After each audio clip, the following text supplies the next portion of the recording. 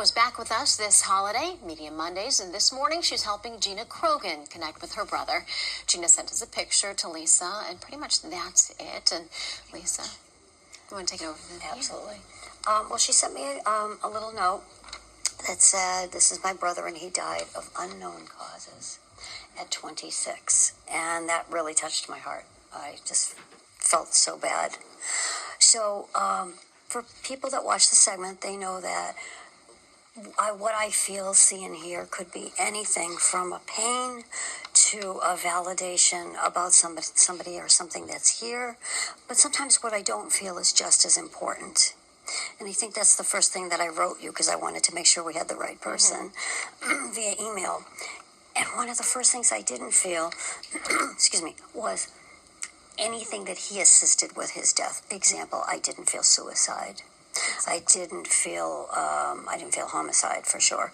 I didn't feel drugs. I didn't feel any issues with him that would make him have. That is correct. Okay. It was just here one minute, gone the next. Here's a 26-year-old kid. I got no pain. I didn't feel a heart attack. I just felt that either, and I wasn't quite sure, because remember, my messages, I'm just a human. My messages come in sometimes a little screwy too. And I wasn't sure if he had passed outside or if he was, I know he was found, or he had been doing something outside because he likes to do things outside. And he was sleeping, correct? Yes, he was. Okay. What I heard from him was, my heart just stopped. Is that what they told you? Pretty much so, yes. But without an actual reason? Without a reason. Yeah. Now, I mean, I'm not a doctor, so I don't know the actual medical reasons. But he said that he had come into the world with some issues as well.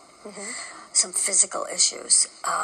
He also told me that this is the other thing I picked up from him right away, is this is a good kid.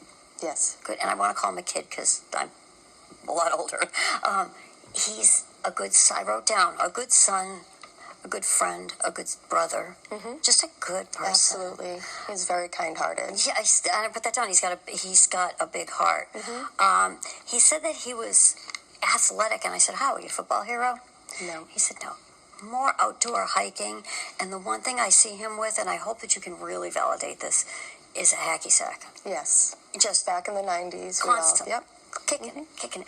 But even more so than normal. Like, it's like, oh my gosh, he's driving me crazy with that thing. Like, he was obsessed with this hacky sack.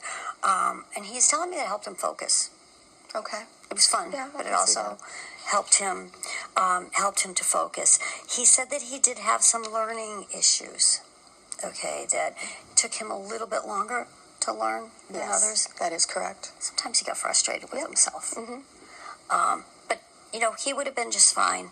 And the other thing that I found really funny, and I'm so glad that I said it to you earlier, you explained it to me, was I was sitting in this poor girl, I'm sitting in the green room chatting with her, and I'm itching. Just itching. And I said, is this him? Because it's like somebody took medication. And I'm sitting here scratching. And I said, please take this away before I go on air, because I'm going to look like a nut. And you did validate that. Yes, I did validate that. It was a medication that didn't work well for him. It was making him itch. So they have a sense of humor on the other side, making me itch. He said that he had no pain. And I don't tell you that because it's what you want to hear. Okay. I'll tell you that because that's what he told me. That's good to know. That he just was sleeping. And I also don't see you finding her, or who found him. I don't see him being found in a position of distress, reaching for the phone, clutching his chest, just cold. Peace, yeah. He was cold. We have decided that he's with two of your grandfathers. Yes. But more importantly, you wanted to know about your mother. Okay. Of course he's with his mom. You know, and I'm very sorry that you lost your mom. But when I talked to her, she said that her head was kind of jumbled. She had a lot going on in her head that she had trouble dealing with. Yes, she did. And that inevitably led to why she passed. So, again, I'm very sorry, but she's clear-headed now. Okay. Clear thinking, and just for the audience, she didn't kill herself or anything like that. No. You know, but she's clear-headed and she can think again, and she wants you to know that. And she wants you to know that okay, you're doing a really good job with the kids, especially the girl that's a handful. She said daughter. she bounces all up. She reminds me of like one of those little roly things in a video game. She just doesn't stop.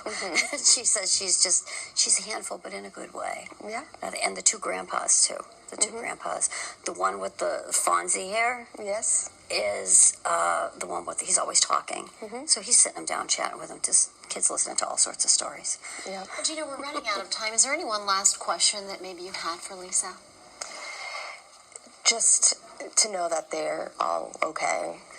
They're all okay. I wouldn't have been able to reach him and give you these validations if he wasn't on the other side or in heaven, whatever words you use. And if he wasn't okay, I would not know those things. And how are you feeling now that you've heard everything that Lisa said? I feel great. It's reassuring that, there's something after. There is. All right, Gina, thanks so much. Thank we know you. it's difficult to share Sure. with all of our viewers, and we Thank you appreciate so that. much. And of course, I Lisa, appreciate it. always great to have you. Thank you, Erica. We'll see you.